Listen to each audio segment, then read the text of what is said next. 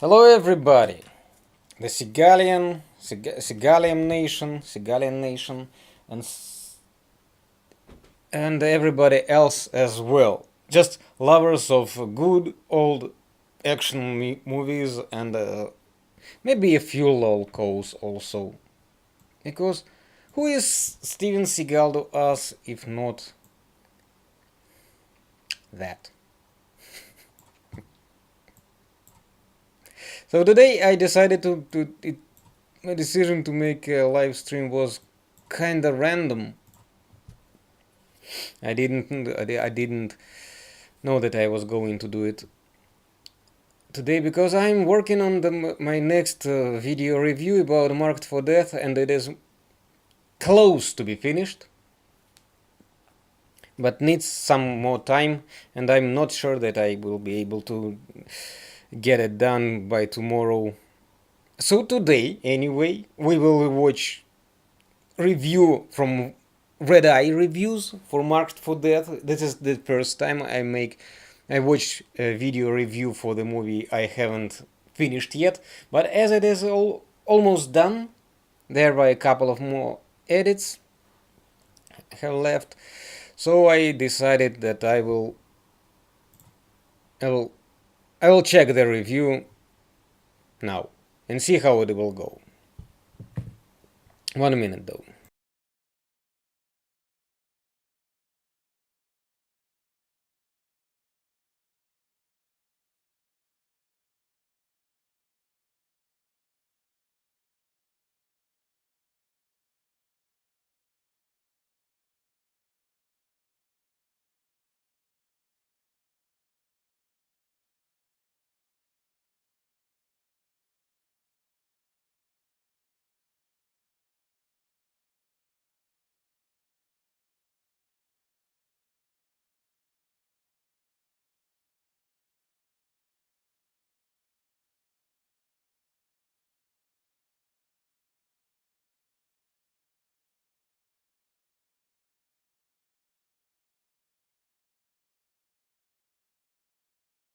Shit, I always forget. I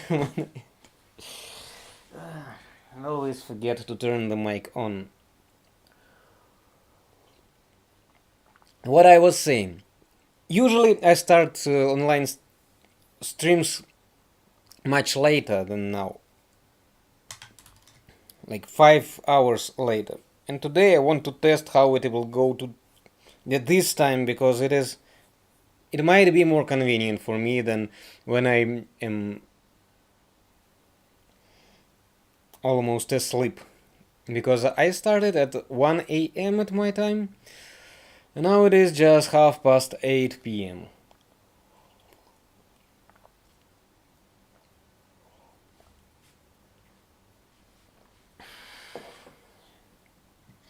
So I believe they are gonna be joining some different people, if anybody. And from you guys, all your likes are very welcome.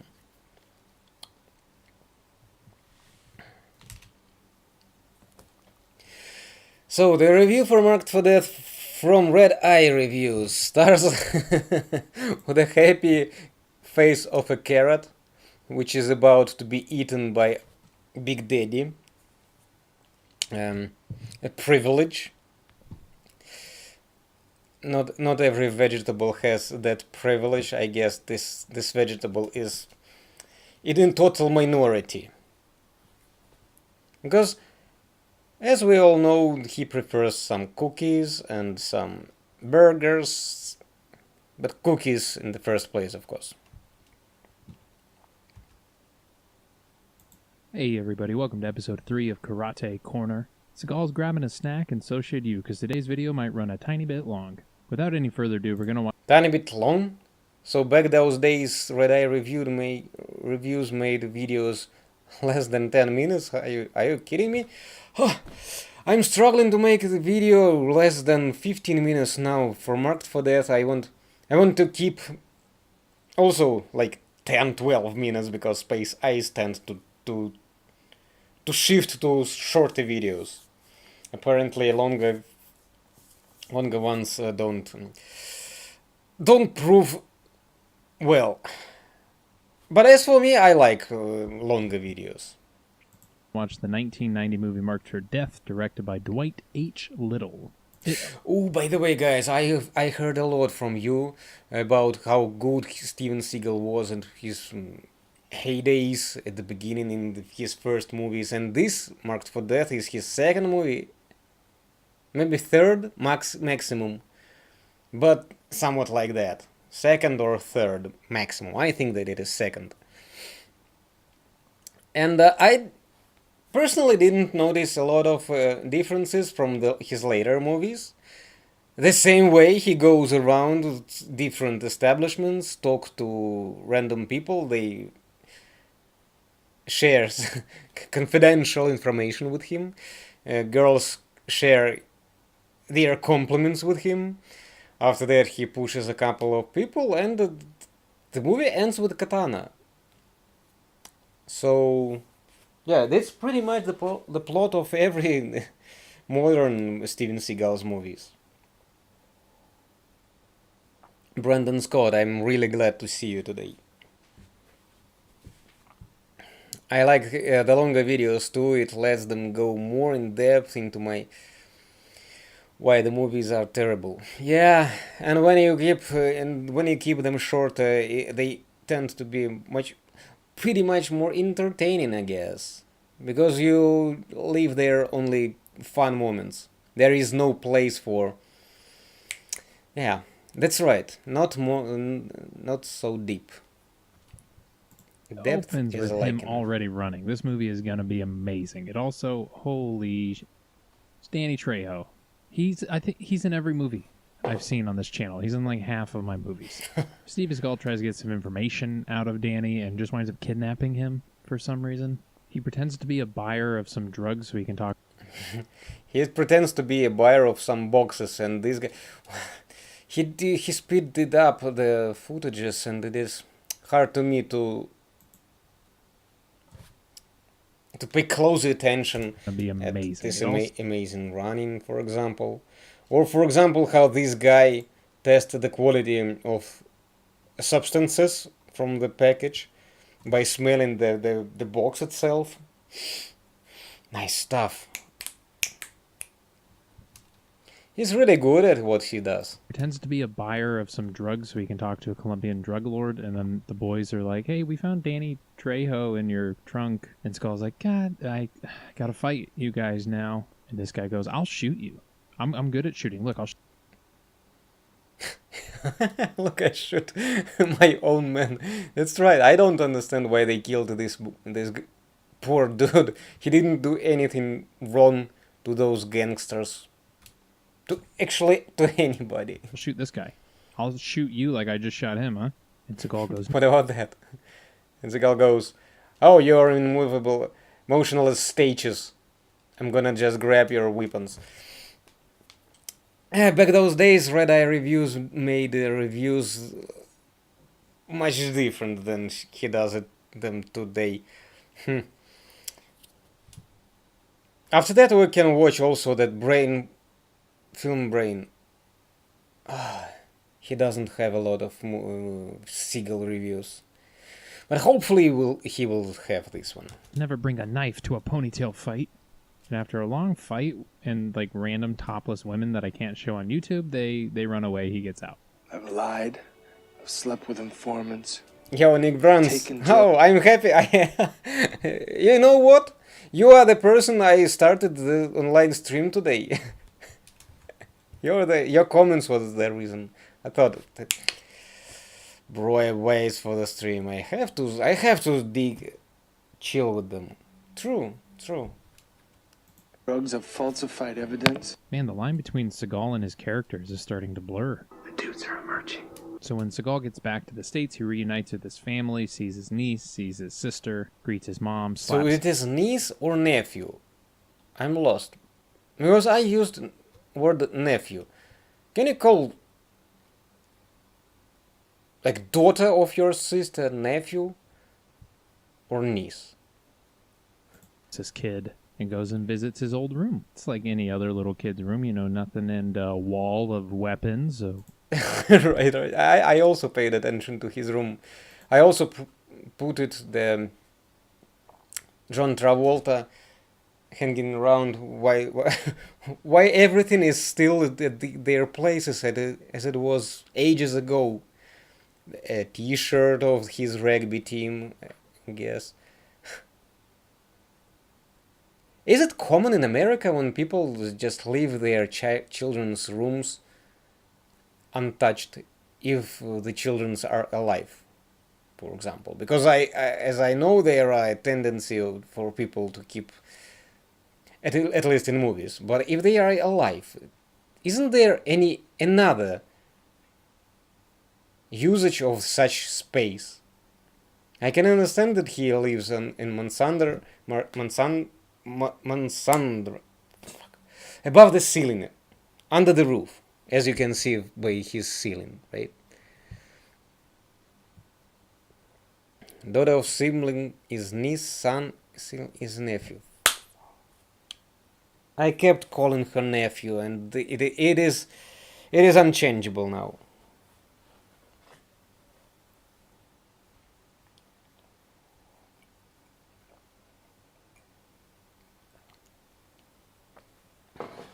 Only if I will add some actors to dub my voice in videos and make sure that this actor will sound more like me. Hey, at least I see it in my videos by myself. Yeah, I think that's a movie thing most people would just move, I think. Move or yeah, move. Why not? Why not? If you don't need this extra room, why keep everything in its place and for it to gather in dust? It doesn't make any sense. And for this room in particular, it doesn't make sense at all because it doesn't look like a normal child. Goes and visits his old room. Child It's like room. any other little kid. This table, for example, is ancient, right? Antique. Room, nothing, and a wall of weapons, and a picture of him now. Does Seagal live here with his mom? He goes back to high school and joins the football team. Hell yeah! Or meets a old Oh yeah, this was a nice edit. I won't spill the beans how I made this moment. You will see it in the video. By the way, I'm going to release it faster for channel members, as always. So, or change up the room maybe. Yeah. Yeah, now it is a museum for your son. It is weird.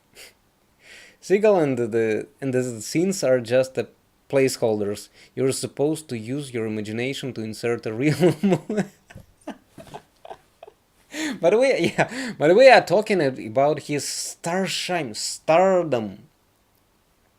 moments. Seagal is gonna use the room to store black women and cookies. But for now, he just stores their weapon. Either one works for the story. This kid just says yes to drugs. Cool. Is that crack? But you were going off the deep end quick. Somewhere else in the city, two drug lords mumbled at each other for 5 minutes. Crackhead soliers. Everybody wanna go heaven. They mumble so much at each other, he has to go to a psychic to figure out what to do next. This is not a psychic, this is a fortune teller. And she drinks and smokes brown. I don't know enough about voodoo, but spitting out chicken just seems kind of weird to me. Anybody else? You see, she does it opposite.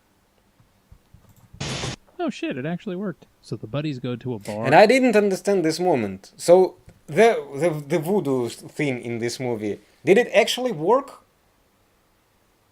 Or was it just the Screwface's tactic to keep the gang with him? By convincing them that he has some magic power, black magic power. And Seagal wears the most Seagal thing I've ever seen. It's got gold dragons on the front and a gold tiger on the back. It's incredible. And this looks like I edited it hard, but this shot literally comes out of nowhere. Some hormones in here. Oh, yeah. Thank God we can return to violence. We don't have What was wrong with this shot? I didn't even pay attention to it at all. to talk to each other. You guys did well. You can leave now. So Seagal meddles with the drug cartel and they threaten to go after his family. Wait, I've seen this one, yes? Oh, there's no corrupt politician in this movie. Sorry, this is an original idea. Continue. So the cops show up to try to piece things together, and they see Steven Seagal's jacket, and they're like, ugh, this guy, he knows what's up. Hey. Why don't you help us out in this one? Meanwhile, back in our evil... I'm disappointed. Why the hell does he need to cut out the most Steven Seagalish moments? I had to cut them out as well, because for the sake of time. But he literally just cut it out before the second it happened, because Steven Seagal doesn't want to bend his head, to duck under the tape. Someone just put those protection barriers with the scotch tapes all over the place, you know, with the sign police and do not cross. He just goes there like, that's garbage. Doesn't let me walk through. layer, our very own Kroger...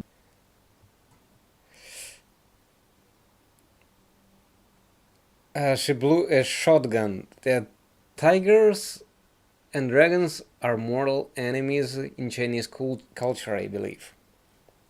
And he is between all of them. brand Between them. Killmonger continues to run his drug enterprise and see how close he can get to this guy's face before he kisses him. After several rousing... It was very uncomfortable to watch it. I constantly thought, did this guy Kroger brand chew Killmonger some gum continues to before run his drug doing this? enterprise and see how close he can get to... Does anybody really need to talk to people like this close? Like, come on, bro, there is some... Keep your distance. You know, guys, those pre-coronavirus era.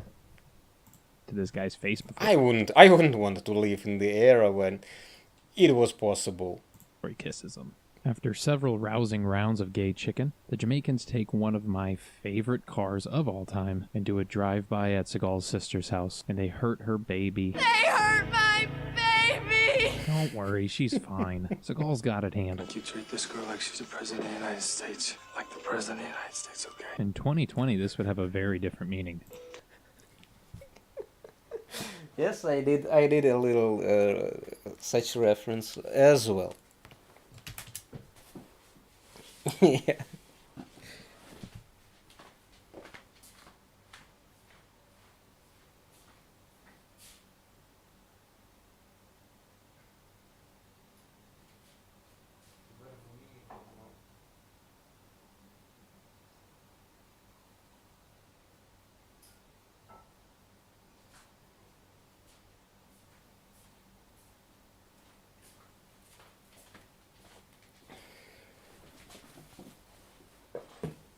So in the scene, Seagal walked close to the doctor and throws some empty threats to him to get to his niece the best treatment.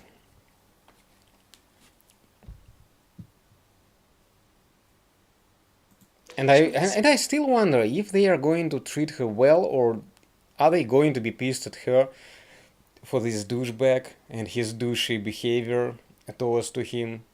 And doctor is like, we treat all our patients with respect. No, you don't understand. Like, I'm the president of the United States. Why? What makes her different from the other patients? You can treat them like garbage, right? Not the niece of Steven Seagal. She's a future president of the United States. Let's check if she became one. Nope, I don't see her in the list.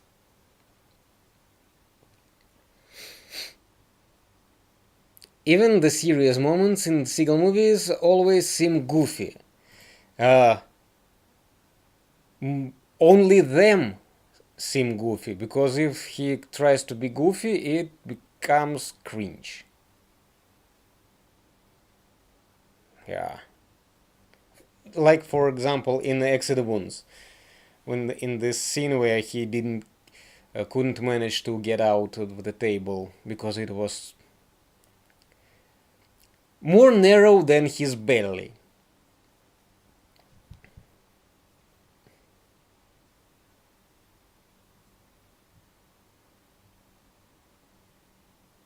Ever see the close talk episode of Seinfeld?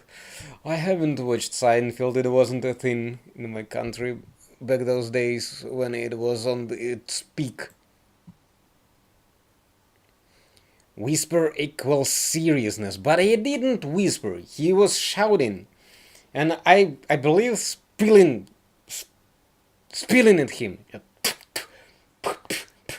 You poop.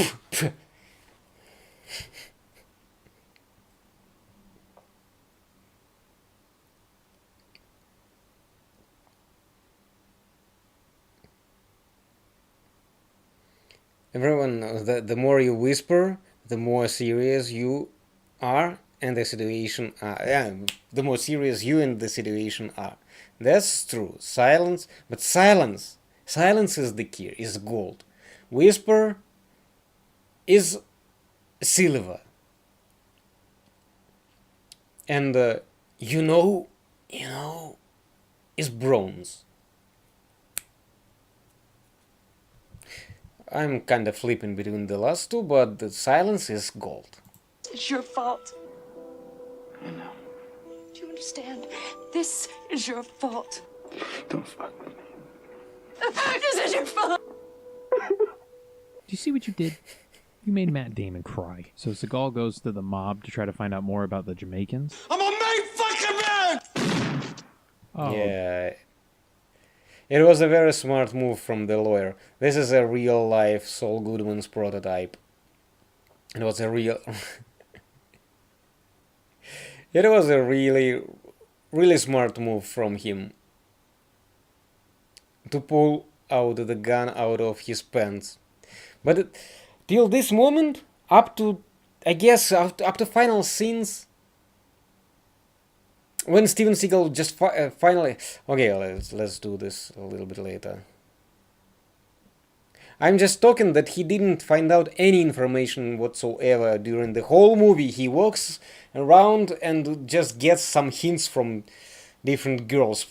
For example, they travel to Jamaica eventually for Steven Seagal to show off his dancing moves, of course.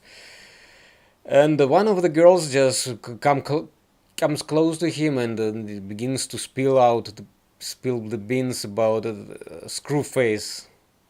But she speaks in riddles. But still it is better than the girl Leslie, who he visits twice during the movie, and both times she tells him some bullshit. First time, yeah, let's go with this. If the Red Eye review will leave those moments. dude, that was sick. Quick, say something cool. God made men. Ah, so close, Seagal. So close. So this guy shows up and he's like, hey, if that guy's dead, can I have some of his furniture? And Seagal's like, yeah. Can anybody explain? This is bathroom, right? This is the mirror of the... where we can see mirrored bathroom. What was this guy doing at the bathroom? Yeah, let me show you around with the the place. empty bottle?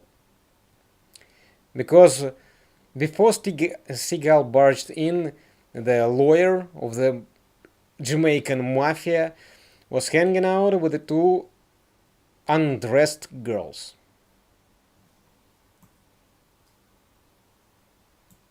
We got the bed, we got the couch, we got this chair. Unfortunately, the pressure of the sale gets to him. Maybe next time go to IKEA. Meanwhile, the writing staff is running out of Jamaican stereotypes, so they resort to Google and go, oh, they play dominoes, I guess. Okay, let's get some dominoes. Kroger brand Killmonger is a sore loser.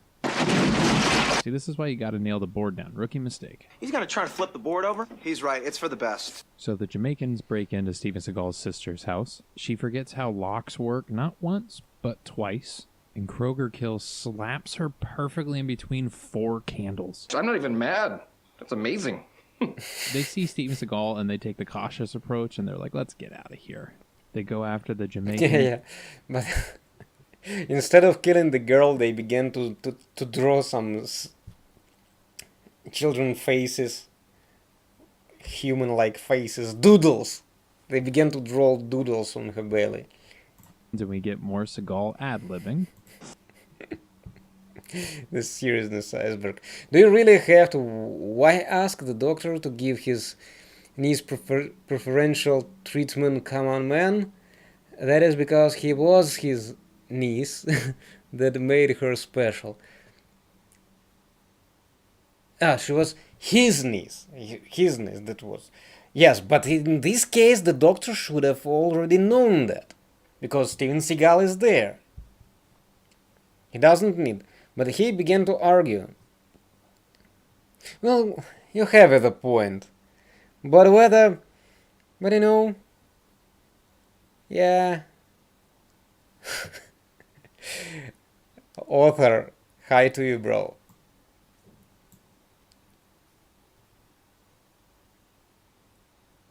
Gotta love, and It's Always Sunny reference. Oh, It's Always Sunny is a beautiful show.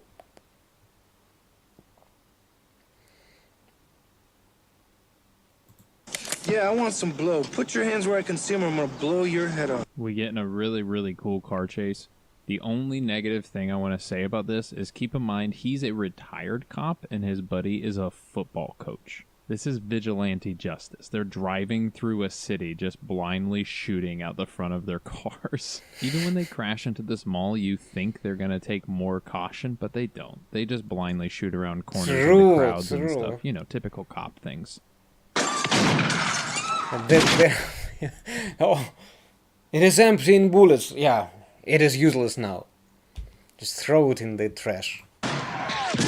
Okay, Seagal just did a video game reload, and I'm in love with that. Okay, this being the 3rd Seagal movie I've watched recently, he just loves property damage. That's all it is. The people... Yeah, he doesn't use only his hands and sometimes legs, very, very rarely, but sometimes he uses legs for his Aikido. But he loves to use also shelves. Or just a tool he uses to destroy shit. On his way home, he gets interrupted by a construction crew. Without any purpose. Okay. Okay, Seagal just did a video game reload, and I'm in love with that. Okay, this being the 3rd Seagal movie I've watched recently, he just loves property damage. That's all it is. The people are just a tool he uses to destroy shit. On his way home, he gets interrupted by a construction crew. Turns towards him and he's like, nothing suspicious about that. Car drives up behind him. Still, just Still, sitting there clueless. Oh, what's going on? Yeah, there's a truck with some Jamaican. But what's with this bulldozer? Yeah, where are you going, man? What's going on? Normal stuff. No, this is, I don't even know what's going on. Oh, it hit me. oh, Yeah. whoa. This is fine, I guess. Okay. Ugh, what a fender bender. Got to get the old insurance card. Are the doors still on? Yep, okay. All right, one more check on the doors. Wow, he's getting awfully close. Oh, geez. Oh, my God, and a fire? Are you sure the doors don't work in here? Okay, I need to stop doing that voice. And okay. By the way, I prefer this review more than his later ones. It is much more fun than when he decided to copy Space Ice style of narration. I mean, Red Eye reviews. It is kind of chill and really pretty funny. But this time, the Jamaican mafia also didn't stop at trying to tickle belly of the girl on the table before. They took hours before Steven Seagal decided to come by. Now they use the whole construction team and the bulldozer and the truck in attempt to squish it. They had just one task.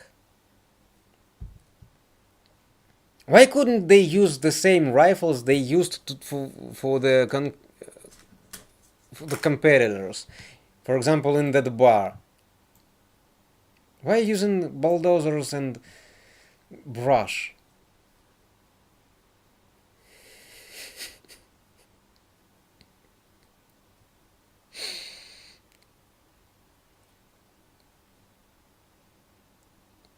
Top acting, true.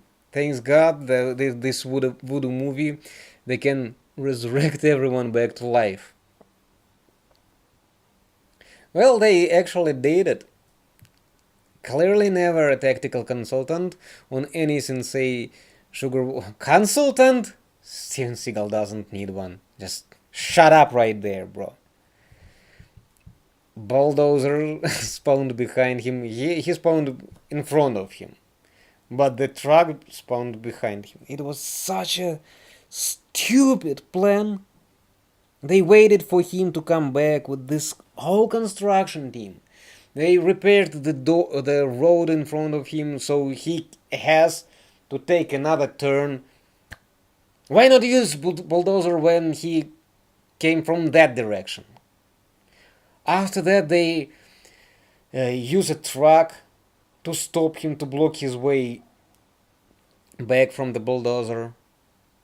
What could possibly go wrong, right, the Jamaican mafia? And Steven Seagal didn't use his actual car to actually, make a turn back from bulldozer.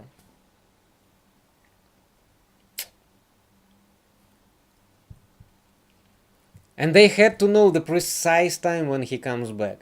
What's good about this movie? I don't really understand, and I specifically wanted to watch some of his greatest movies. I don't know. Maybe Under Siege will impress me much more, but I was all in to watch it and to stay positive about the movie, to find out that people that he really one day he really deserved his stardom status. So I'm going to do it for the rest of this video. Bet you Seagal really regrets that second chimichanga at craft services, huh? So our heroes lose track of Screwface and his gang. Oh yeah, did I forget to mention his name is Screwface? I'm going to keep going. So they go to the only Jamaican they know to find out more about other Jamaicans, and it actually kind of works. And he says Screwface has gone back to Jamaica. Screwface has gone back to Jamaica. And our crew's getting ready for their mission, and he gets back to the Jamaica. So now they hide their rifles and guns in household gadgets and fly it all over to Jamaica. Holy shit. It's the yellow tinted sunglasses. They already make an appearance in his career this early? If you don't know about his yellow tinted sunglasses, this is a huge deal because they basically become a part of him. I don't think he can take them off. I think they are grafted to his face. They are such a part of him, I bet you didn't even notice this one. This isn't a real movie. I made this. I don't have any problems with this yellow tinted sunglasses. Not that they look cool, but they are pretty fine. His co-star is a monkey named... But Penguin Hat? This is a completely different story. And Bingo Banana Man Kong. Other co-star Spot Good Boy, obviously. In all reality... What the hell? Tinted Death? Really? Is it? Bingo Banana Man Kong? Is this the real movie? All of my money getting this movie made. All right, let's get back to this very standard montage of getting... More I find out about Steven Seagal, more amused I am and more surprised. And with each movie, it is just the whole new world opens up. Ready for stuff? And Mike and Voodoo Mafia, yeah, they actually, before killing their victims, they drew some symbols which look more like a dream catcher on their doormats. Very detailed ones, by the way. For some reason, no why. This is like a black mark. You are marked for death with this.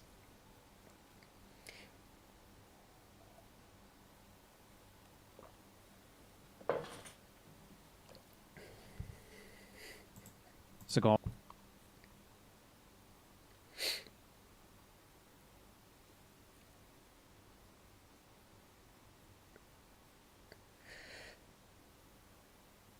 So it was in the 90s. However, they gave Seagal two black sidekicks. Two black sidekicks. Yeah, they doubled it down so that the movie wouldn't be accused of being racist low. Oh.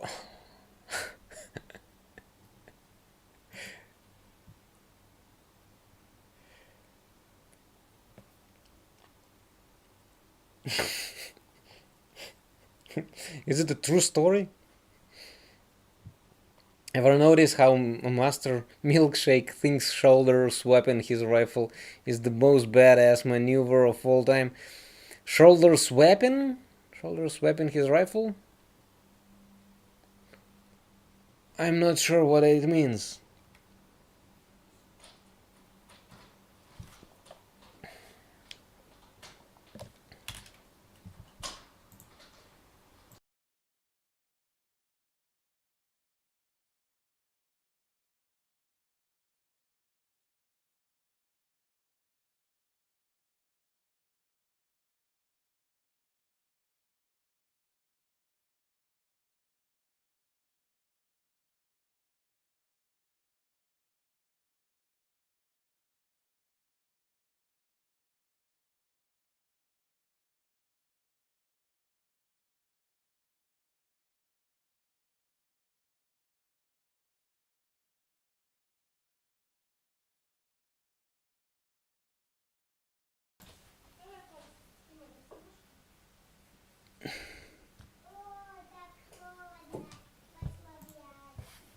That's Donkey Kong's third cousin.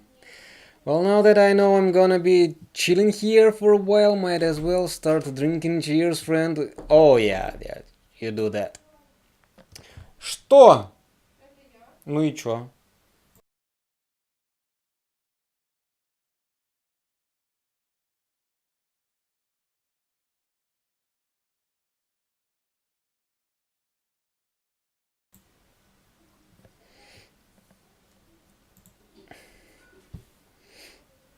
Happy drinking.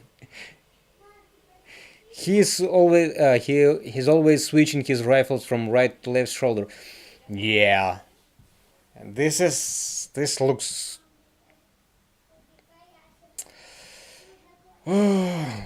strange. This looks really strange. It really looks something like this. And he goes like here, then he. How does it work in his case? Like here, then. Like here, he is good at aiming with both hands.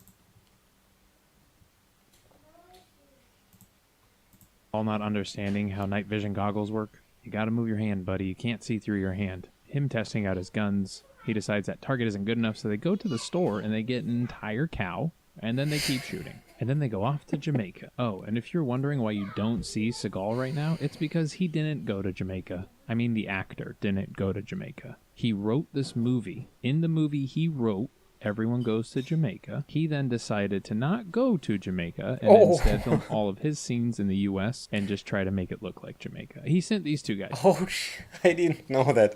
By the way, I want to, after I make a review for this, after I am done with the review for this, I'm going to make a video like I did for Belly of the Beast, with the explanation how the movie was made, kind of making of. And I noticed that they traveled in Jamaica, two guys, like Max and Charlie, that Jamaican guy. I know a few stories, but I didn't know that Steven Seagal didn't go there.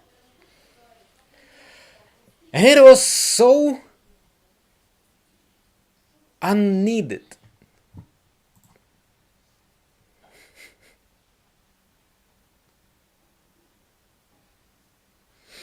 He never holds the rifle correctly. He likes to keep it just kind of floating in front of him, never stabilizes it, etc. The same goes with guns.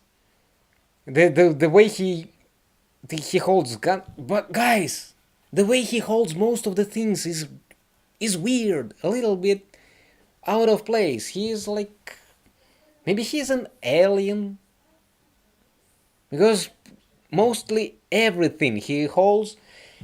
Did you notice how he hold phones? He hold them like this, like this, always.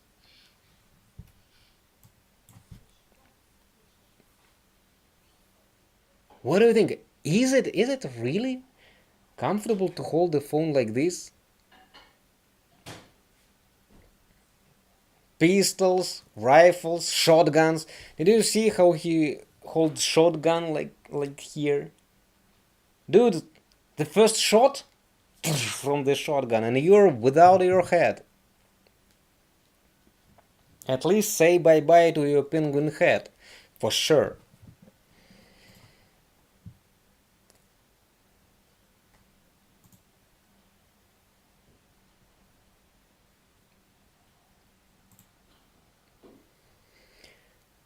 Space Jam was to be with the Steven Seagal at one point, but Seagal had a falling out with the Daffy Duck. He didn't share. What was the girl of Daffy Duck?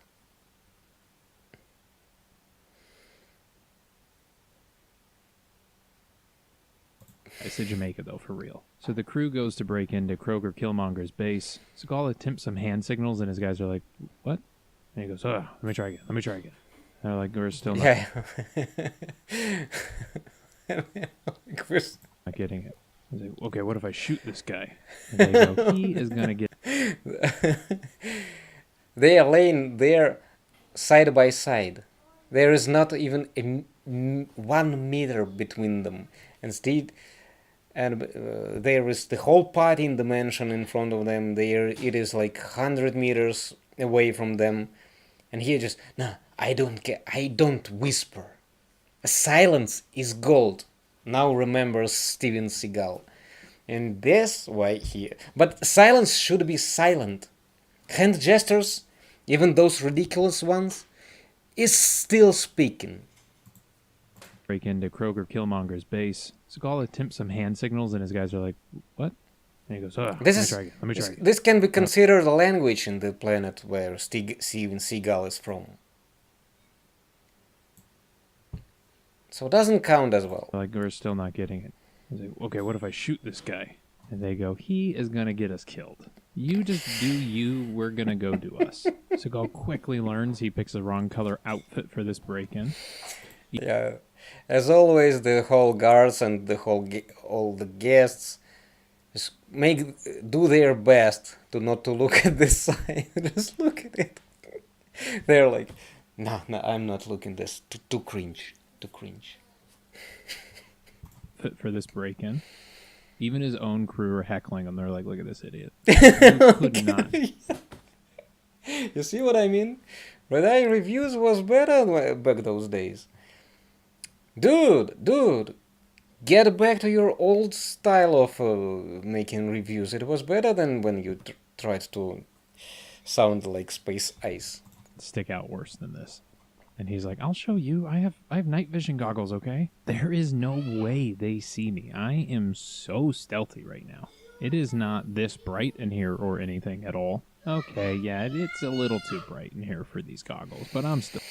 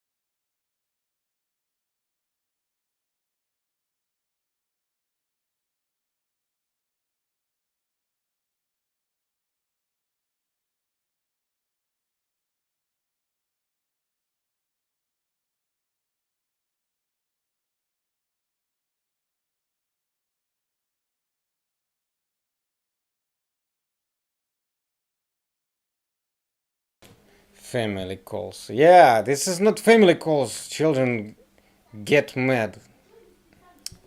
Came back earlier from their walking. Still stealthy. Turns out he's not. He was just walking by people in very lit areas.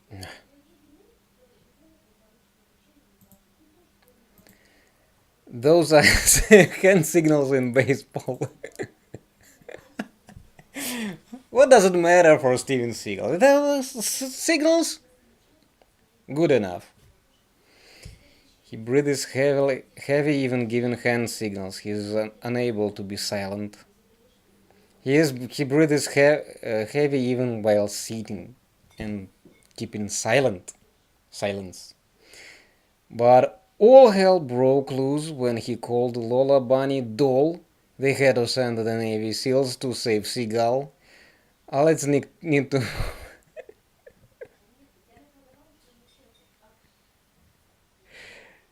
If they ever make Space Jam 3 with a 30-pound Seagal, I am here for it. Yeah, he is quite tall for it, by the way. And I'm pretty sure that he handles basketball ball like a boss, like everything else. I would, like for example, rugby ball, which he handles in this movie, for example.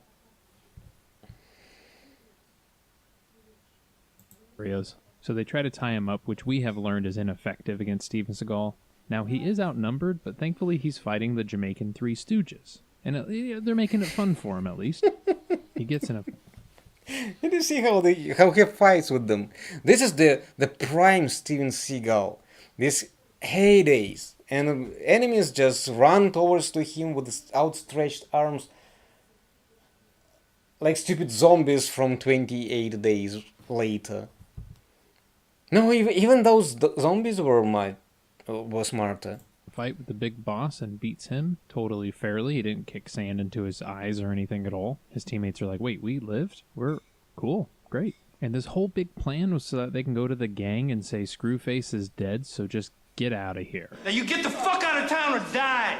They then show him Screwface's head to prove a point. Don't even think about it. And get immediately proven wrong. That's right. Screwface was a twin. Didn't see that coming, did ya? You know, it took me until this scene to realize that these are primarily wigs. So he gets in a big boss fight, and he learns he has truly met his equal in property damage. He's like, oh my god, you're using my attack against me, shattering me into everything around. By the way, they were some stunt doubles. Steven, are you sure? Truly met his Are you sure you couldn't... property damage. He's like, oh my god, you're using my attack You did this, but against me, shattering me into everything around. Killmonger's like, yeah, I'm good at destroying stuff, look. And Seagal thinks, god damn, I've truly met a master. But Seagal realizes maybe he's not really a true master. He doesn't know how to shove me through a wall. This is the yeah, this is the level of fighting scenes we deserve, guys. Just stop. This is embarrassing. Can I show you how to do it properly? Killmonger still doesn't get it, so he shows him one more time. And the big bad boss is defeated. And then right at the end here, let's throw in one more crazy thing. The guy you're hearing singing, that's Steven Seagal. Yeah, he wrote a song for the movie, and he sung in it too. He also learned just how heavy his co-star is. He's like, can I put you down and have the stunt double do this? He goes, okay, well, he's holding me the wrong direction. You think they'll notice? No, they won't notice. I noticed. Every road ever been, every wicked ever done. There we have it, everybody. That was Marked for Death. Our next movie we're going to see is Out for Justice, where he plays a cop. So expect probably a little more of the same. Thanks, everybody, for watching. It really... Dang, I really enjoyed this review.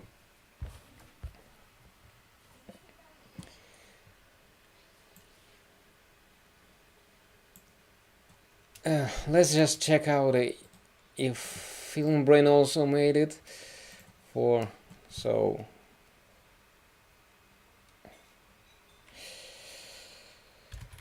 Marked for Death review, something like that. So Jabla Originals, what do you think, guys? Did Jabla Originals made kind of funny review, or did he take it seriously? And if it is like a recap, like we do, or is it a proper review, like old school things, where they just discuss the movie and their opinion about them? Because I'm not very familiar with. I seen him, but not sure. Not sure.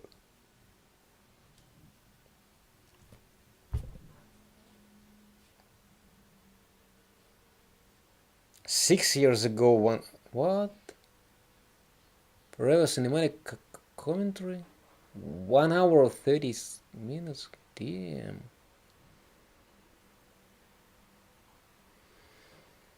30 views, guys.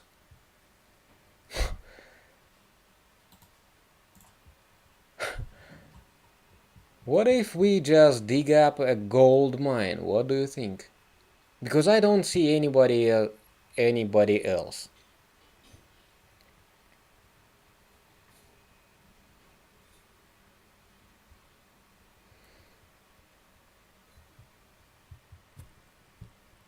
Man has no expression. That's the point. You never know what Sensei Sugar Packet is thinking. That's how he beats you at cards and anything else. So there was something wrong in what he is thinking. Thinking. Are you sure you used this word right?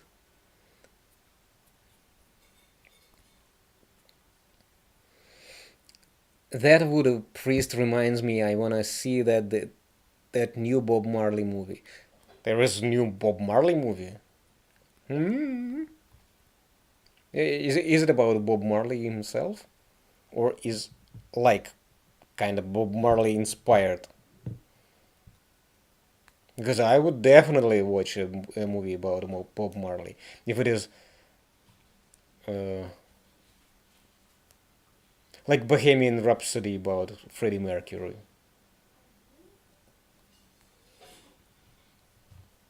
It was okay. They focused on those things I wouldn't focus on, but hey, bruh, what is this, dude? What, dude? Now I can understand why you'd have only 30 views. You just stand there and dang. I was hoping to watch something more Seagal interesting. decides he's going to hang up the spurs and his badge and, you know, spend more time with his family. But as we all know, that it is a cardinal sin in all action movies, and especially in an early 90s one, because there is this Jamaican drug gang called the Jamaican Posse that decides Pussy. to target his family, and this makes Steven Seagal 57 flavors of fucking mad. So now the gloves are off and he's going to take down this gang. You guys keep throwing F bombs here and there. This my online stream is going to be demonetized with the frequent movement of fingers. That is essentially what this movie is about. Now, it may be a simple story, but damn it is effective. And also, if you have, like me, spent the last 20 odd years watching terrible Steven Seagal movies, rewatching it and seeing Steven Seagal in his absolute prime, you're realizing exactly how reasonably good he actually could be when asked to. Because this is probably the greatest movie, with Steven Seagal as, the main. Holy crap. If it is really the greatest movie of Steven Seagal, then I think that I have to stop digging in, trying to find anything decent.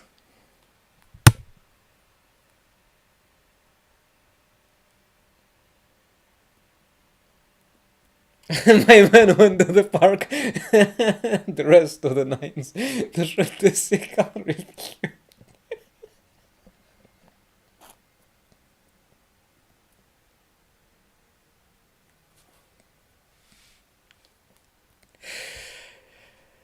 Yeah, he could have done it differently a little bit. But he chose this way. I don't know. He speaks pretty fluently. I can't speak like that without a script. And even with a script, I'm not sure that I can speak as fluent in English like him. But I barely see his face. I see a lot of trees though, a lot of skies, and this ditch. What is this ditch for?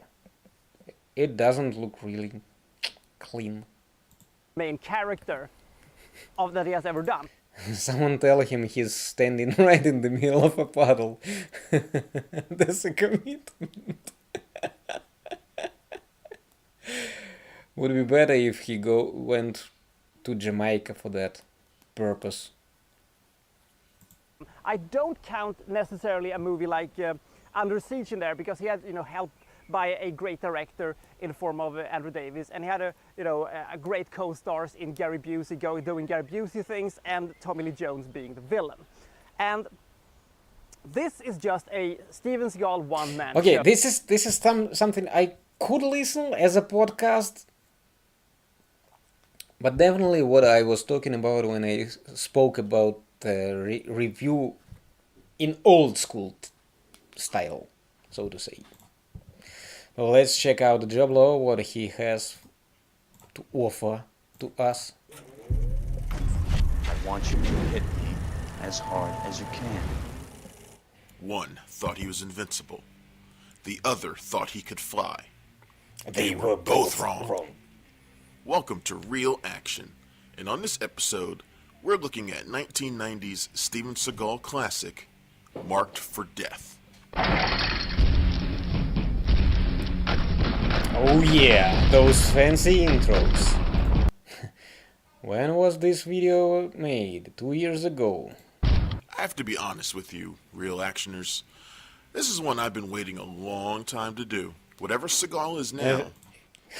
And me too. You can't believe it, but this direct-to-video is... titles to his credit. Few action stars made a splash with their first few films quite like him. And I think it's... So, what was it, the third or the second movie? Stars made a splash with their first few films. Oh, it was third. He was on his real prime, because the second movie, the first can be like breakthrough. It is not like a pilot in a TV show. It is like when you show, it usually is not the best. The second movie is much better, but the third, like in TV show, it is like seasons. Most of them, like first is okay, no, if a TV show is good. The second one,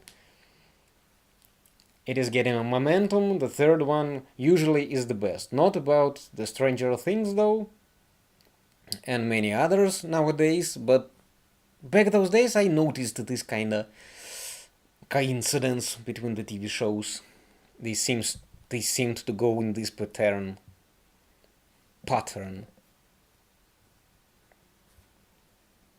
And definitely one of the weirdest video formats I've seen so much. Screen taken up. Right.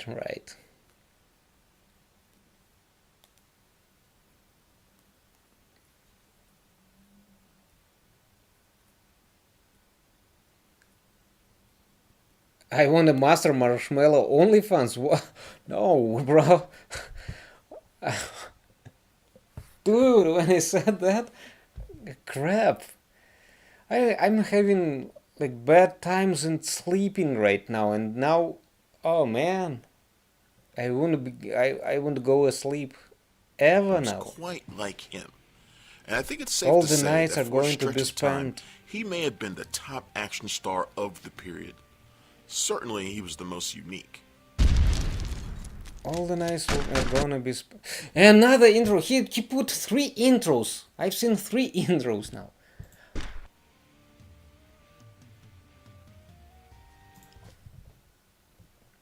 Nah, I'm not reading, bruh.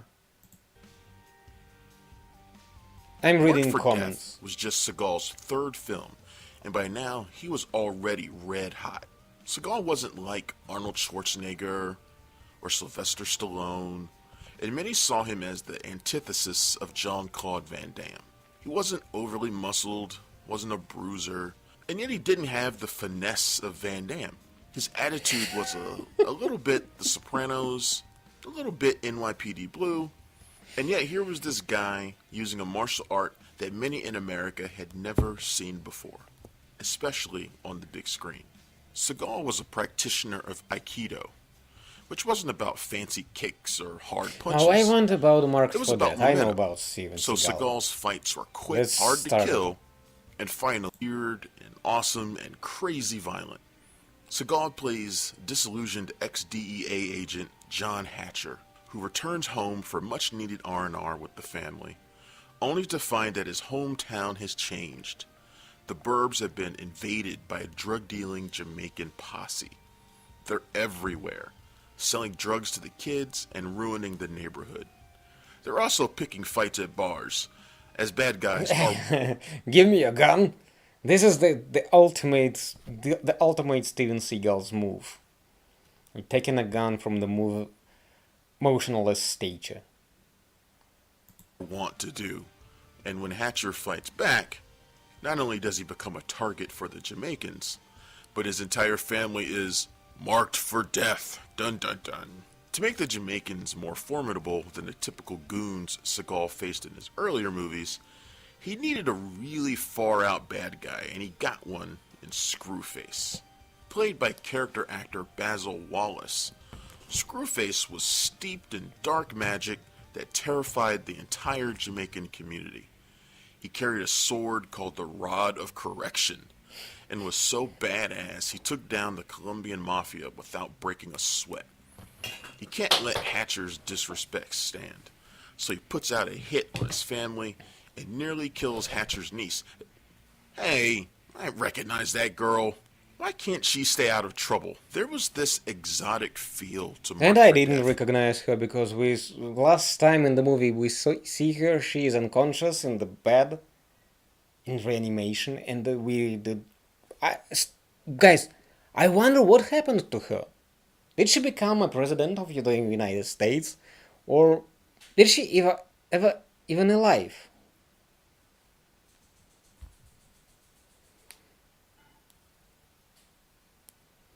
Try 90 to. How do you change the aspect?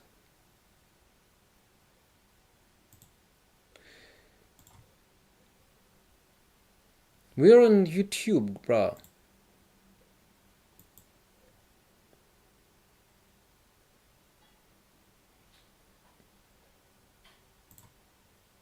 There is no aspect ratio, only quality and stuff like that.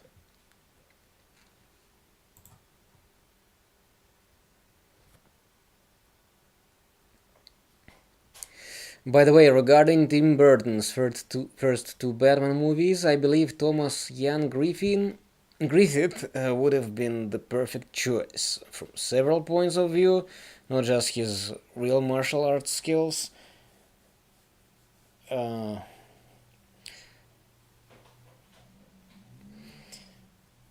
That's why you're not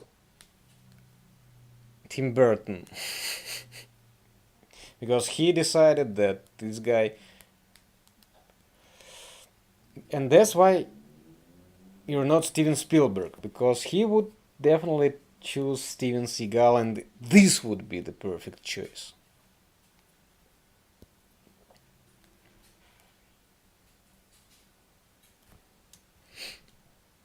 Yeah, his niece from this. Guys, is it really true this girl? The girl is niece and the boy is nephew? Because I effed up big time in my movie review. His niece from this. I have never heard this word niece. Can you believe it? I heard nephew million times, but niece never.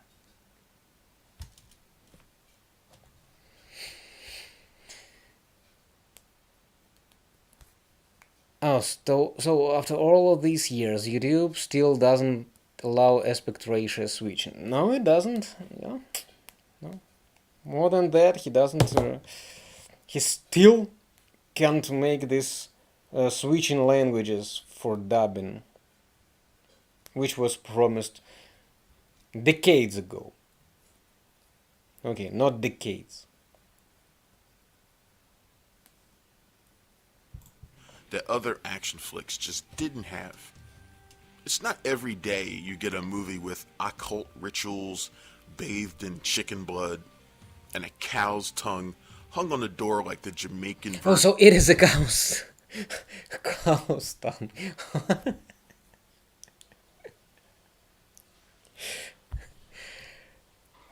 I so the thing is that I have no idea and had no idea. I thought that it was a doorbell. It was a weird doorbell on his door, and just looked at it in confusion and thought that Mark for Death was the drawing on his doormat. Version of that horsehead scene from The Godfather. In the middle of all this supernatural mumble. Yeah, guys, when they break in the this young lady house, they candlelit the whole place. Jumbo was Seagal, who grounds it with his combat that just looks believable and vicious. I personally think he's at his best here, syncing up with veteran director Dwight H. Little to create some really special fight scenes. The same moves, guys. The same pushing. I didn't see any difference between this and other of his movies. Yeah, Dan Alexander. I have to tell that his sword handling is kind of okay. It still looks kind of boring, but it is not just simple waving from side to side. At the end of the movie, when he fought on katanas with Screwface, it was kind of okay. He looked a little bit funny, but this is the thing of Steven Seagal. He does look funny. Still, his handling was better than in all the other movies where he also, for some reason, takes katana when he has guns. While Seagal... Here, in this movie, by the way, he had a really big arsenal on different weapons. It was big rifles and stuff like that. They moved it to Jamaica and left it there. Because back then, back from the Jamaica, they had to pick up the head of Screwface to show to gangsters, and it wouldn't work if they, together with the arsenal, they will also bring head. You have to pick something up. So they go to gangsters armed without weapons instead of, besides the gun, the pistol. I don't 12, 19, 1911. I don't remember the brand of the gun. Magnum doesn't make any sense to me. The Steven Seagal's favorite gun which he takes to every of his movie.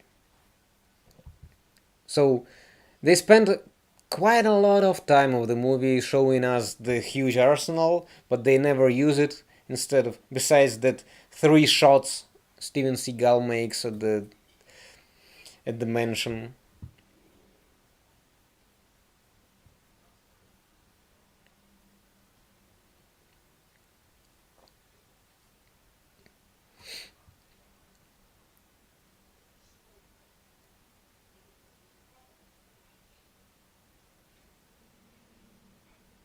So Nice in France? No. Nice in France. So I wanna get my hands on the Seagal energy drinks. Is this a thing? Now he makes energy drinks? Any third-rate movie player software allows for switching, but not YouTube. Pretty rare, I guess. Any a fun or ridiculous expensive. Aikido is a very limited art.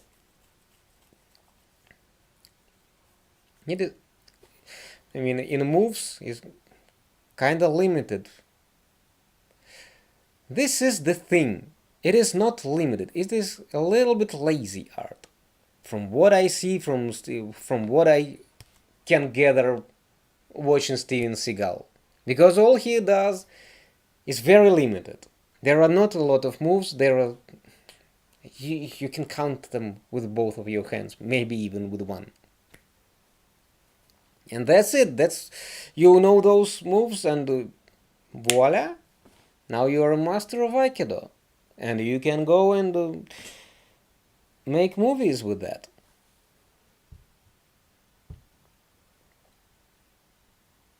All favors the action to be up close and personal. What I like about Little is that he gives him a wide berth. The mall sequence is the one everyone remembers, and for good reason. It's Hatcher taking on 3 Jamaicans as chaos breaks out around them. We see everything, and that sets the perfect tone. We see how people just run at him with their hands up, forward,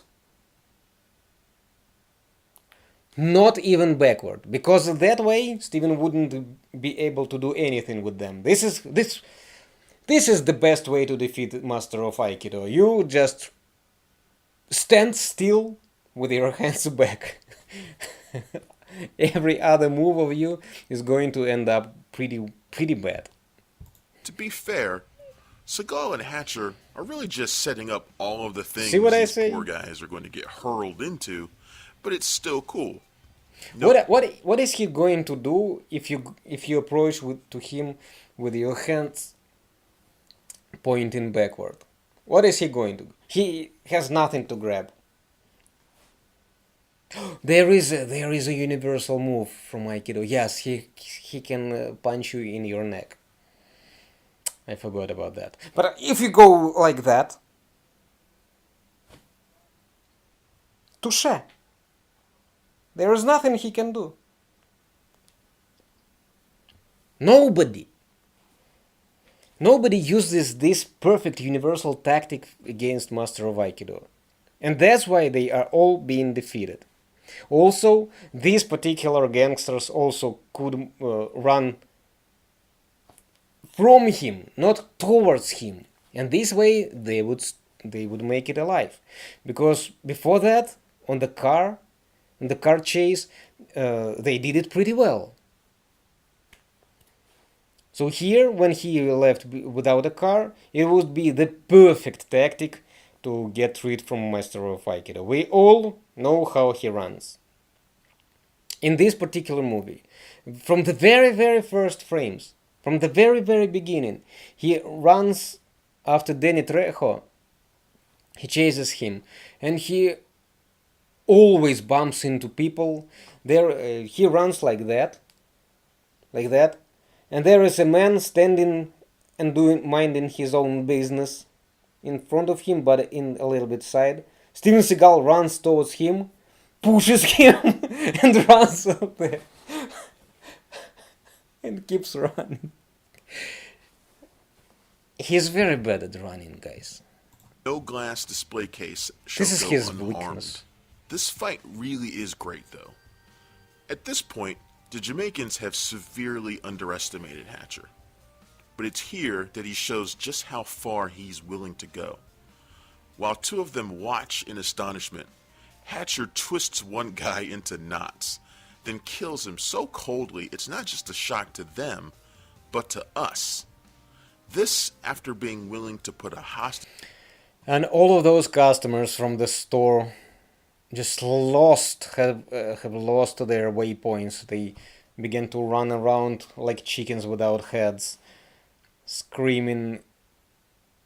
They could also use this tactic against Jamaica. They could run out of the building. This way, this nice lady wouldn't end up in this guy's hands. His life at risk just to get to her. You see, they're moving on the back like that. I'm going here. What's going on? Oh, I'm going back. attacker. Who is this dude? He's a friggin' machine.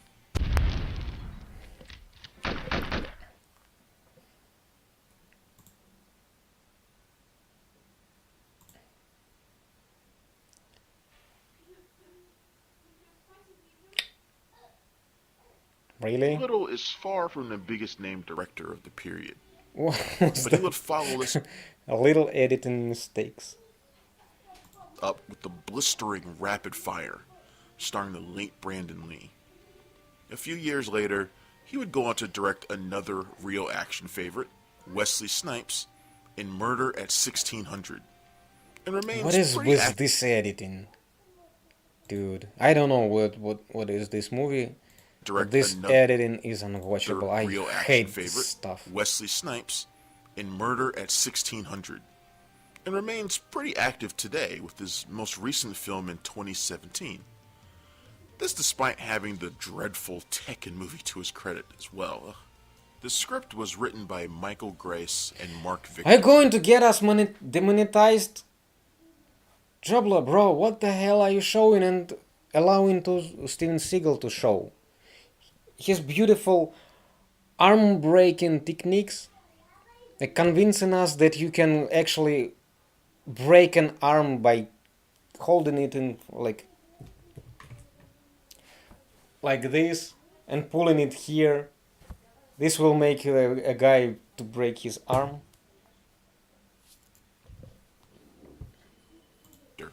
Who came up with the idea after reading an article about Jamaicans taking over the suburbs. Seagal actually sued for full writing credit, claiming to have rewritten 93% of the script. He lost. I don't know how the Jamaican community felt about their portrayal in Marked for Death. Truth be told, other than Screwface, most of them don't say much but blood clot and bomba clot and Irie. Yeah. When I hear that, I always remember how Russians are portrayed in any movie. So the Jamaican look okay, bro. Poor guy says it so much, he can't even finish without getting tossed through a jewelry case. But this was 1990, and Jamaicans as drug-dealing gangsters was all the rage. I wonder if these guys ever hooked up What with the the heck? What the Rastas hell in is this from? This is not from the movie.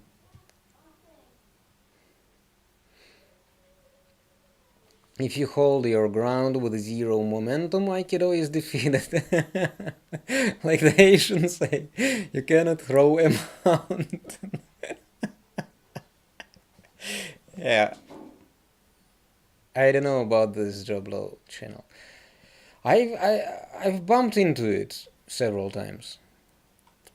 Never watched though.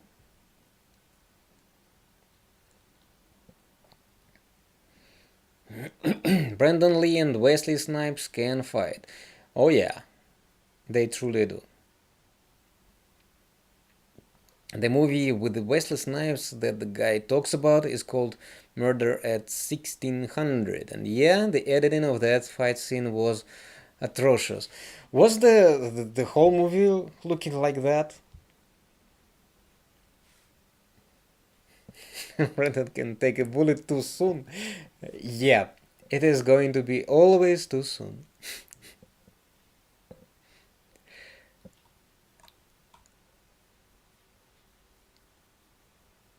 Oh crap.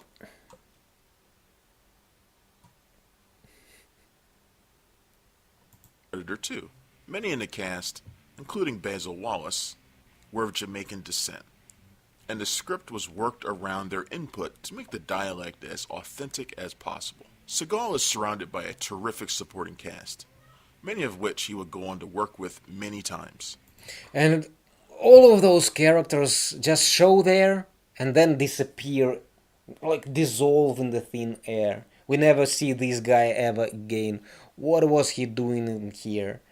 Never seen the chief, the police chief also. When I began to edit the movie, I just began to look at them again, and oh yeah, this one was in the movie. What What was he for? What was he doing there? There's the always awesome Keith David as his football coach pal, Max. Max is personally affected by the drugs invading the neighborhood and joins in the fight. But I mean, come on, it's Keith David. When is he ever not a badass? And hey, here he is not really badass because all the job is done by Steven Seagal. I didn't see him doing much. By the way, I don't understand why Steven Seagal needs any sidekicks. These Max or Charlie, which he joined closer to the end of the movie without any reason from his side. I think that he joined the team, the duo, just in respect for Steven Seagal. That's the only reason he joined and died in the movie.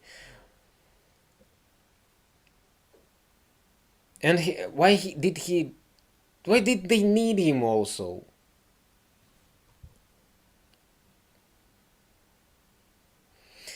So Murder didn't have too many fight scenes, so how is it an action movie? Because we all understand that action movie, a Bloodsport, is close to a perfect action movie because it has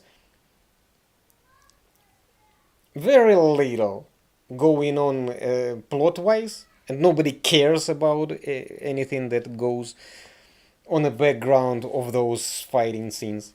But when the movie looks like Marked for Death, when there are just random people popping up here and there, Steven Seagal go, and actually any Steven Seagal's action movie, where random people pop up to show him respect, to tell him compliments, and then disappear. And there are only 2-3 fights. What is it an action movie in this regards? All action is here when the Danny Trejo is running from Steven Seagal. This is an action. When Steven Seagal chased him like that, making those funny faces, something like.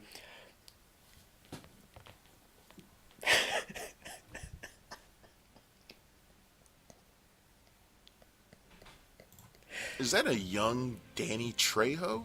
Sure is. The two would reunite again for Machete years later. Polish supermodel Joanna Pacula plays a voodoo specialist, yeah, seriously, and will later work with Seagal again in, wait for it, My Giant. But Seagal found something special with Basil Wallace's performance as Screwface.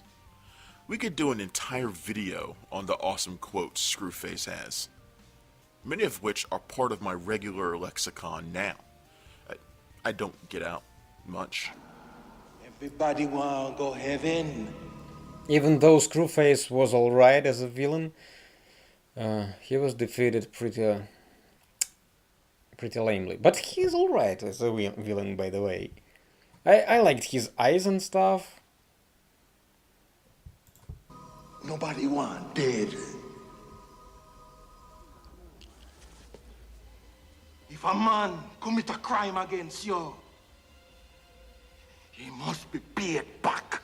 And the whole idea to keep everybody in fear by creating the image of this voodoo wizard. 1,000 times! I want you to meet my sister. Goddess of fire. Screwface just radiates menace and mayhem. Even with this, even in this sweater, which he, I think, got from his relatives on Christmas, he looked kinda menacing. Be directed at anybody, including. I'd love to see Chevy Chase versus Steven Seagal. How can they come close? Because Chevy Chase always show up in comedies, and he's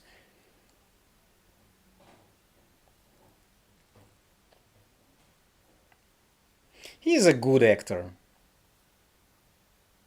I liked his movies, and Steven Seagal has no sense of humor. In this movie, Marked for Death, nobody paid attention to that, but there was one humorous scene when the very beginning of the movie, when he walks into a strip club. By the way, guys, oh yeah, Red Eye reviews show the strip club. So yes, they was a traditional strip club, and then there Seagal talks to his somebody.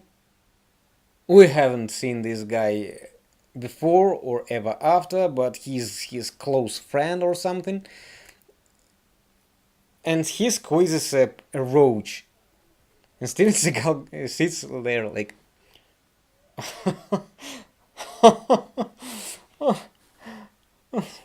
squeezes a roach.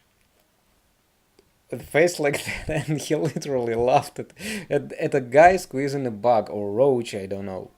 What was so funny about that? But after that, I realized why they decided to team up with him in Saturday Night Live. His own men. Screwface was played by an actor named Basil Wallace, who is also a very good actor. He was also in the movie Blood Diamond with the Leonardo DiCaprio. I barely remember this movie. Definitely watched it, but barely remember. One day I want to rewatch all the movies with Leonardo DiCaprio, but after 2000s, because I still haven't watched Titanic, for example. Never seen it. I can make it up to 30 minutes. One time I made it up to 30 minutes, and that was it. And if you can't kill him, I go kill him. And then I gonna kill you. Yeah. I go kill him, and then I go There's kill a you. Shyamalan-like twist to his character that throws Hatcher for a loop and makes him believe, albeit temporarily, in all of the supernatural stuff he'd been denying for the entire movie. But after that, Screwface begins to cry like a baby, right in front of Steven Seagal. Like, meh, meh, meh. That's where the villain image was ruined.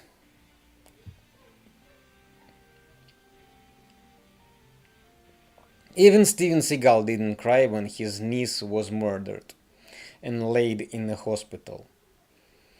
And Screwface cried like a baby when his brother was killed. The brother whom he seen maybe many years before, because he lives in Jamaica, while Screwface lives in America.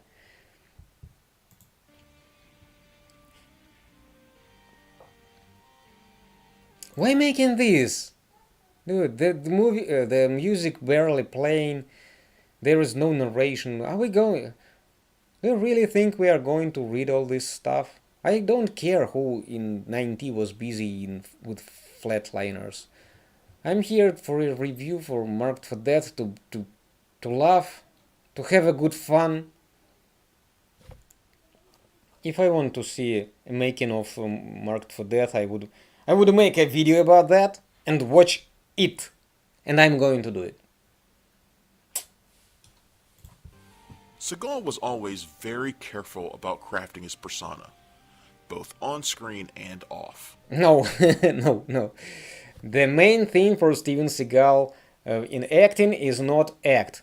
Steven Seagal plays himself. This is him on screen. You can see. This is him as he sees him in a bathroom mirror. When after shower he looks at him and talking, "I'm a CIA agent. I'm not a guy who had 2 wives and abandoned all of them. Eventually, I'm not the guy, a lolcow for all over the world people, except for Russia. So I go to Russia. They don't laugh at me there." And they definitely don't. I mean, just look at this gear up scene where they build their own firepower from scratch. And Like after that, they still use katanas. real men. It wasn't often Seagal had any bad guys who could compete with him physically. And sadly, Screwface was a foe who tapped into Hatcher's rage more than anything. The final fight scene is memorable for how one-sided and goddamn ferocious it is. He literally slices Screwface up, bit by bit. Even goes so far as to gouge out his eyes. It all fit within the hyper-violent bounds of the film, though. Just like in Bloodsport, that sumo fighter. Or in Blood Fight, when Boloyan holds the good guy from the middle of the movie. And also lands him on his knee. But Steven Seagal doesn't even hold him up. He just holds him like Charlie. After that, he like a bride. And then he just lowers him down, gets him down on his knee, and this makes his spine break. As easy as it is. Just like breaking arms. By the way, I watched the movie and it doesn't really seem so violent. There were really few scenes, I don't know, but for me, it was like Under Siege was more violent than Marked for Death. There were really few scenes where he broke some limbs. It didn't look naturalistic or even believable.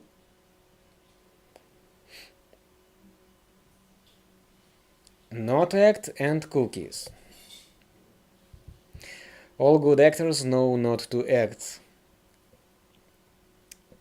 But only great ones really follow this rule. I'm looking for Thin that killed my son. Do you know who killed my son? I think that you have to go to strip club for some information, because here you won't get any. But if you go to strip club, if you dance there, dude, you not only just know the information, you will immediately defeat the guys who did it. You will even have some time to chill out in different places, maybe in restaurant by an empty table. You also will have time to visit some girls, of course.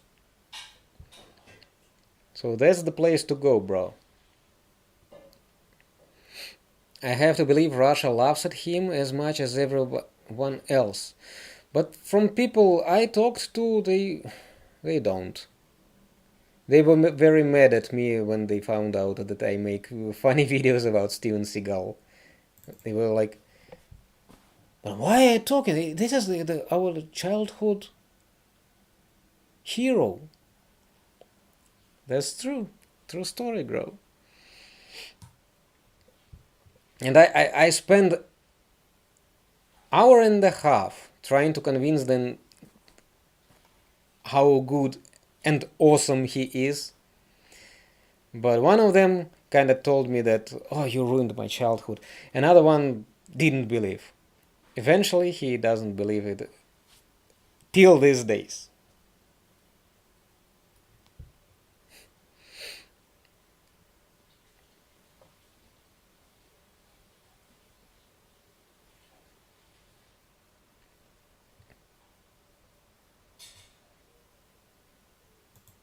To that point, Marked for Death was so graphic, it had to be edited down just to achieve an R rating. This explains why some of the fights have some weird cuts, and why footage shown in trailers didn't make the final. The film was still so bloody, it was singled out by the National Coalition on TV Violence that year. But it wasn't. It wasn't that violent at all. I don't know. It's PG-13. Really.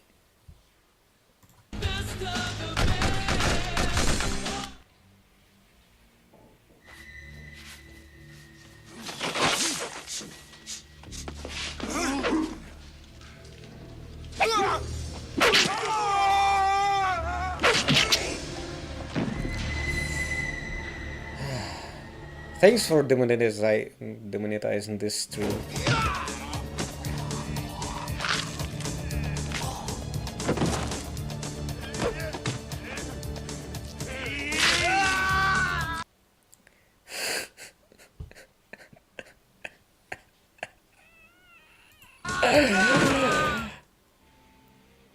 Kill count. Yeah, this is boring. Who cares how many people lay down? Kill count commando, bro.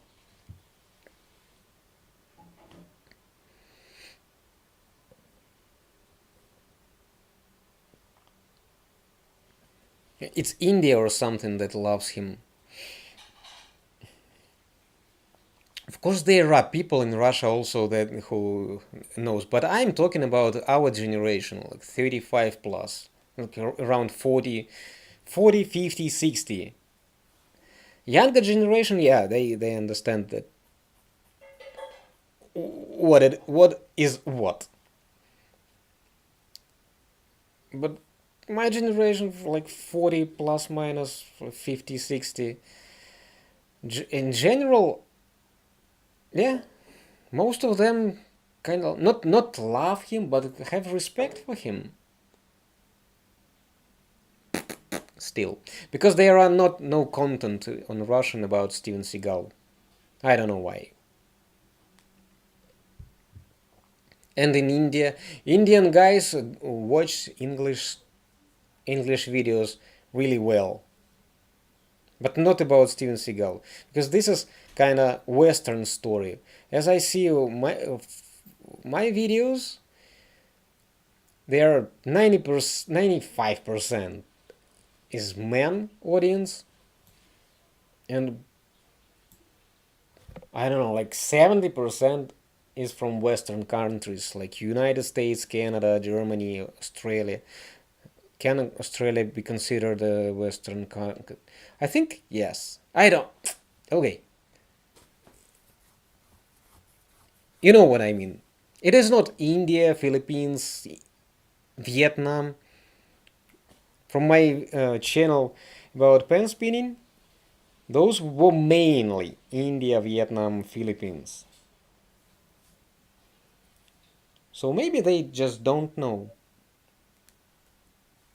how good our sensei is.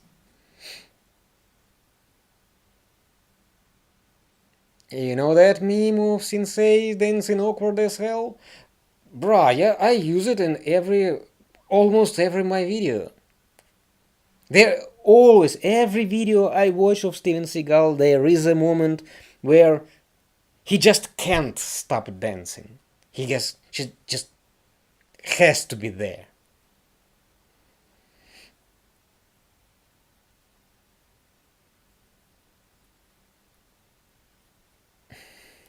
Nostalgia is a powerful thing. Pretty much.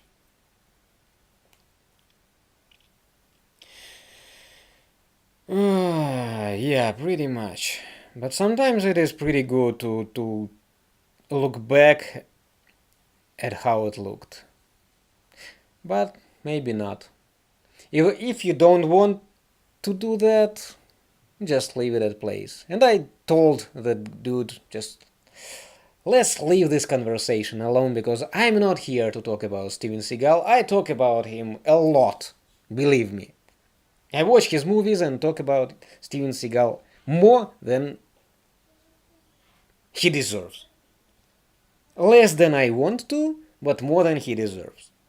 But not with you guys. So, but they kept convincing me that Steven Seagal, the main argument of the older guys, I have two friends. One of them is 42 years, another one is 51. And the 51 years old guy, he's the one who doesn't believe in Steven Seagal's awesomeness. His main argument is that Steven Seagal hasn't gotten any slap in whole career. Look at Van Damme and Arnold Schwarzenegger. How many slaps did they get? And I thought, dude, that's the point actually. He never had a punch. So after that, I decided that, well, he has the right to stick with his memories. This is like a defense mechanism.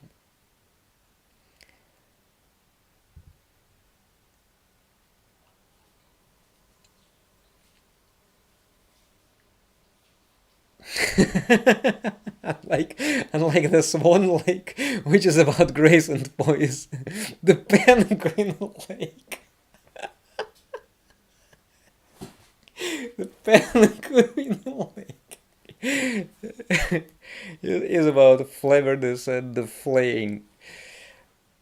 Oh yes, yes. There should have been a Penguin Lake. There should be. Job is boring. Yeah, I have to admit, this was really boring. And just plain facts and plain script, just like that time when we watched that copycat of Space Ice, that Zero Hero. The last zero. You know, that copycat of Space Space Ice. He was boring as hell. And also that video got me demonetized because the guy used copyrighted music throughout the whole his video. It was copyrighted music. So what's the point of him to make those videos? I have no idea.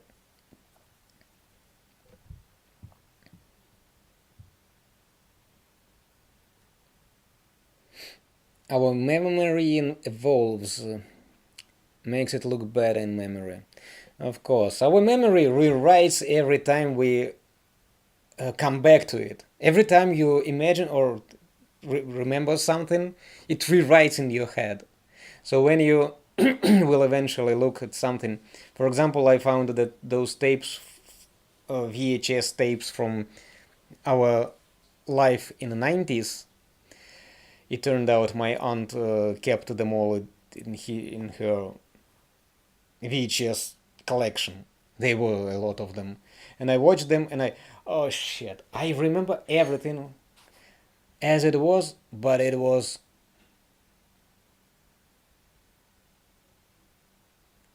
It didn't look that awesome as it looked in my memory, let me put it this way. I was very disappointed in my life in 90s. It appeared much more colorful.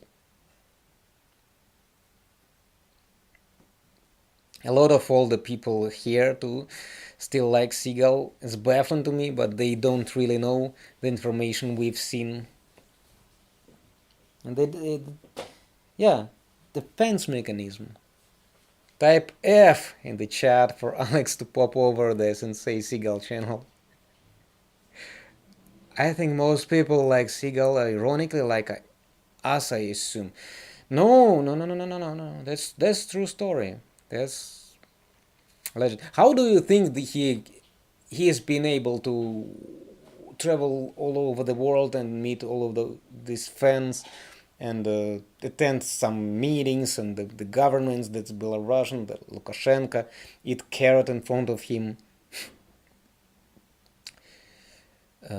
traditionally sitting in front of Putin? That's the thing. It is true magic, as it seemed to me. This is the true magic. I don't understand how... I don't admire the guy and don't understand how, but I don't have a lot of respect for the guy. But I have to admit it is the truth. Many people are happy to believe in lies, even though this lie is obvious. Because when you watch Marked for Death, the lie is obvious. He can't even run there. Keep your stupid comments in your pocket.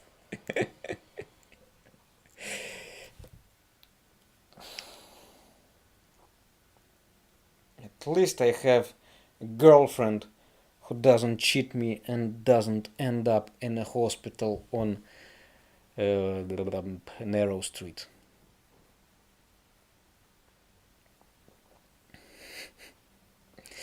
Strange is what one needs to be to like that guy.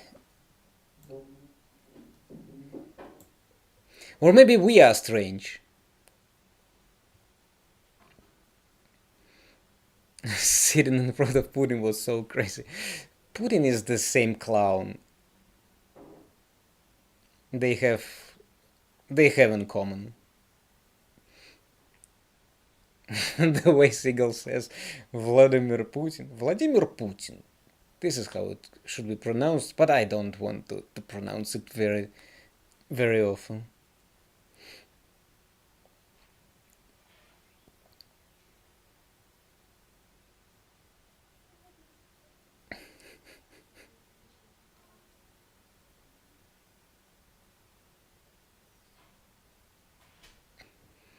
This could be.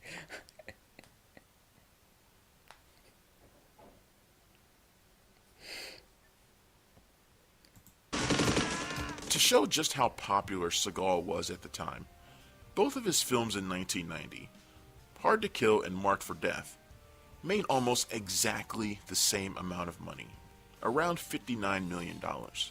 Seagal would follow it up with Out for Justice, and then hit the big time with 1992's Under Siege, which had him square off against the wild pair of Gary Busey and Tommy Lee Jones. It would all kind of go downhill from there. He thinks he is a reincarnation of Baba Yaga. By the way, in John Wick, they refer to Baba Yaga, and it is really funny that they call Keanu Reeves Baba Yaga and or the man who goes after Baba Yaga, because Baba Yaga is Babushka. You guys know, if you know who Babushka is, this is Baba Yaga, but she is like cruel. She's cruel, but she is very weak, and she lives in an old building, in an old house in the forest, and she is very old, like 120 years old, in a cap. You can watch. I can show you Baba Yaga, and you will. I don't know. After they called Baba Yaga in John Wick, I stopped considering it a serious movie.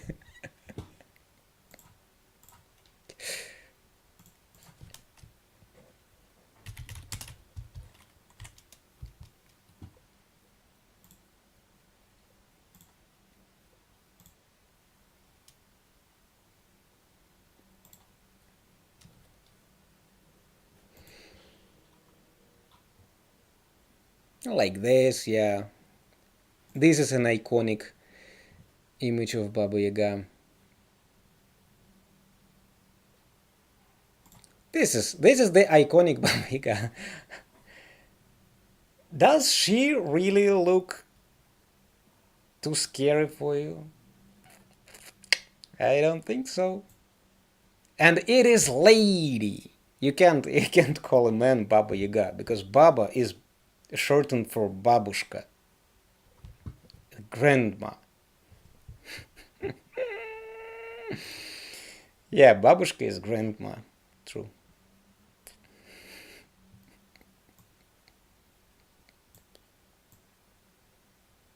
Looks like an old lady garden gnome. Something like that. I think she's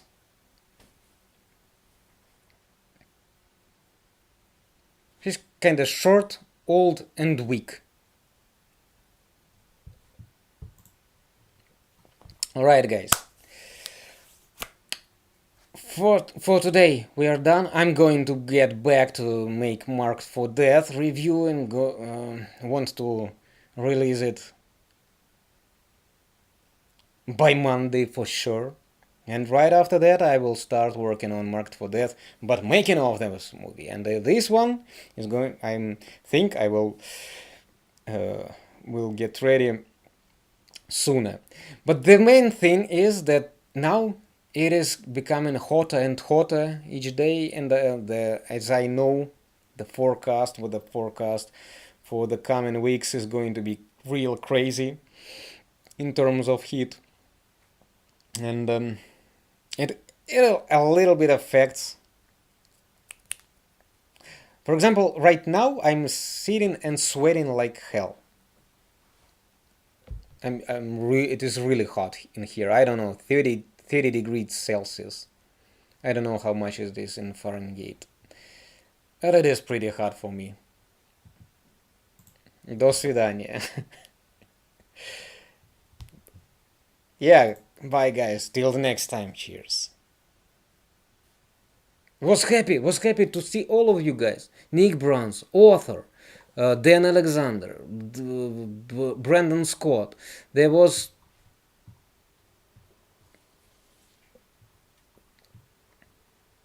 and chilling with you bros is a nice time spending. It was a pretty nice experiment.